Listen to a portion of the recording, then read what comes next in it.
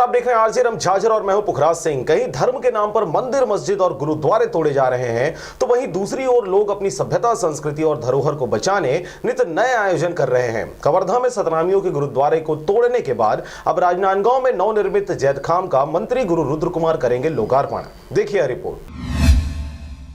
जनपद सदस्य विकास निधि मद से निर्मित नवनिर्वाचित जैतखाम का मंत्री गुरु रुद्र कुमार करेंगे लोकार्पण। पहली बार क्षेत्र आगमन पर समाज के लोगों में हर्ष का माहौल। छुईखदान गंडई ग्राम चकनार के आश्रित ग्राम नर्मदा के तीर्थ स्थल मंदिर प्रांगण के समीप वर्षों से जर्जर हालत में जैतखाम रखा हुआ था। इस जैतखाम में खैरा, मानपुर, बेलगांव, गभरा, चकनार के सतनामी समाज के लोगों का आस्था बना हुआ था। जर्जर स्थिति को देखते हुए उस समय के तत्कालीन क्षेत्र के जनपद सदस्य रहे अनिता दिलीप ओगरे ने अपने मद से लगभग 1 लाख की राशि की अनुशंसा की। इस नवीन जैतखाम में लगभग 2,25,000 रुपए की लागत से पूरा कार्य संपन्न होना बताया गया है। आपको बता दें कि इस नवीन जैतखाम में बाउंड्री वॉल से लेकर टाइल्स, पत्थर और घेरा तक का कार्य किया गया है। जनपद सदस्य मद के अलावा बाकी खर्च दिलीप ओगरे यूथ कांग्रेस के जिला महासचिव के